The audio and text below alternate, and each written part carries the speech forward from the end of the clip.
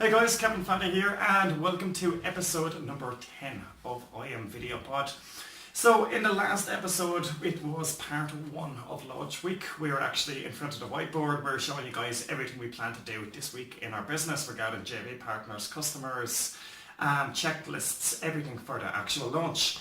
Now, the product has launched 24 hours ago and I just want to do a quick video and just keep you guys informed of everything that's going on with the launch and most importantly, some valuable lessons that I've learned.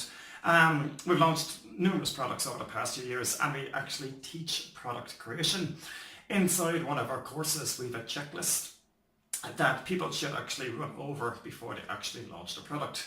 So I made a few mistakes during this launch. We're going to talk about them out here, and I suppose one of the biggest lessons for me from this was have a checklist for everything that you're going to do and make sure to complete that actual checklist. So I'll start off with the one mistake that I made regarding the checklist, and that was to check that your site is mobile friendly. Now we use OptimizePress for our sales pages. And if you build a standard squeeze page or sales page with OptimizePress, 99% of the time it looks okay on a mobile phone. With our sales page this time, we had a lot of custom graphics, basically a lot of, I won't say animations, but there was a lot of custom work to make the sales page look really good. Unfortunately, we noticed after we actually went live, I was checking the page on my mobile phone that majority of the text regarding the modules, the most important part, was not actually visible. It was completely offline. So our solution for that, guys, we realized that around 9 o'clock this morning, so I spent 5-6 hours building out a mobile page for our site. We took up all the elements from our standard sales page and we took out all the custom CSS, we removed that, and we just built a standard OptimizePress sales page. From there, basically, we installed a free plugin. So if someone comes to the website on a desktop, they're going to see the desktop version with all the cool effects, all the graphics, etc. And if someone comes on a mobile phone, these are actually removed and it still looks really good. Now, while we're on that topic, let's talk about, in this case, 24% of the traffic was coming from mobiles, 9% of the traffic was coming from tablets, and the remaining was coming from desktop computers. 24% is a lot, guys. They could see the add to cart button, but they could not read the description. The conversions are obviously going to be poor. So, lesson from this is always make sure that your squeeze pages, your sales pages, your upsells, etc. are 110% mobile responsive. I've got a list here, guys, because there's actually a few things I do want to cover. Okay, let's continue with some of the mistakes that I made. This was a new lesson. I'm using GoToWebinar over 5-6 years, and we have an account that 1,000 people can actually register for the webinar. The interesting part, I presumed that, let's say if you've got a maximum of 1,000 people that you can have on your webinar, that maybe 5,000 or 6,000 people can sign up. So let's say 5,000 people sign up, 20% end up joining, and you have 1,000 people on your webinar. This is exactly what I was thinking. What happened was the GoToWebinar, around 3 hours before launch, it reached 1,000 people.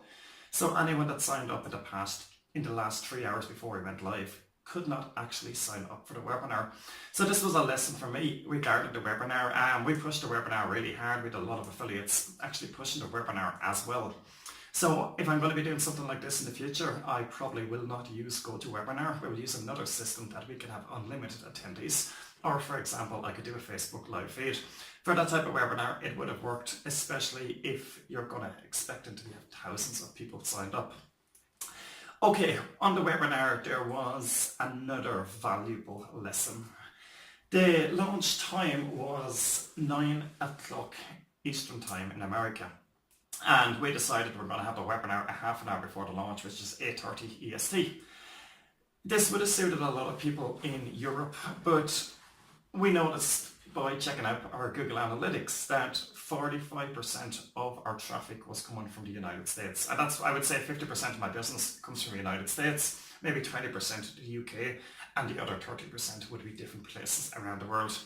So We even got people that had signed up for the webinar. We got lots of emails saying, hey Kevin, this is a 6:30 in the morning, Kevin, this is a 5:30 in the morning, this is a 7:30, etc. Just different parts of America that people could not make it because it was too early. So the lesson here for me, if I was going to do a launch, and again where we do a pre-launch webinar, I would probably have the launch time at 5 p.m. Eastern.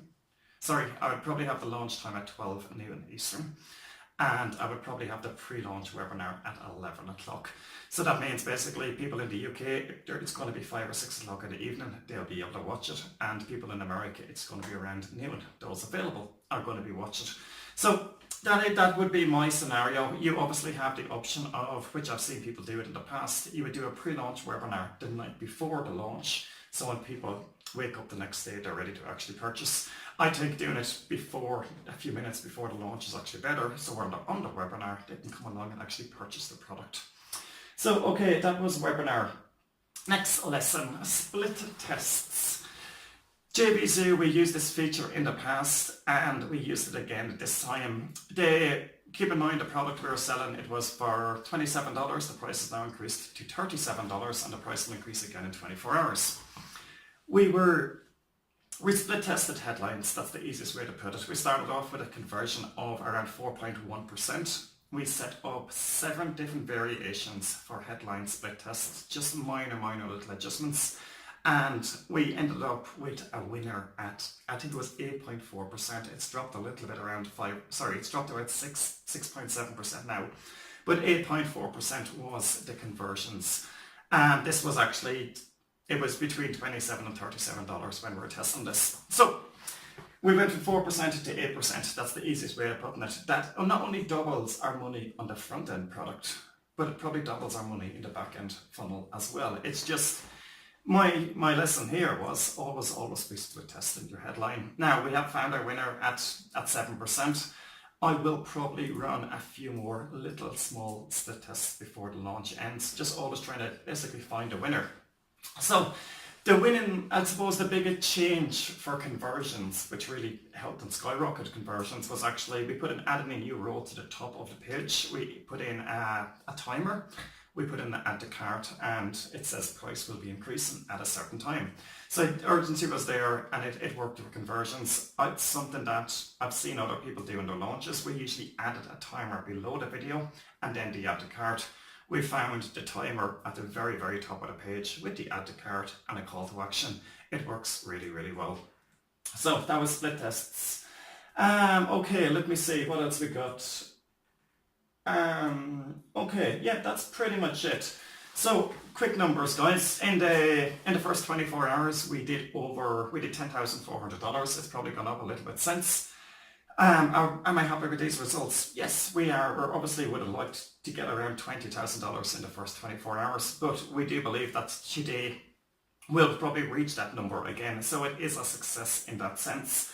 Considering the product is now between $27 and $47, and we've actually sold 261 copies to date. So we're happy with these results. If you're a customer that have picked up this product, we really, really appreciate it. We really hope you're enjoying the training. If you're an affiliate that's actually been promoting this product, we really, really respect that as well, guys. Thank you very much for your support. So that's pretty much it, guys.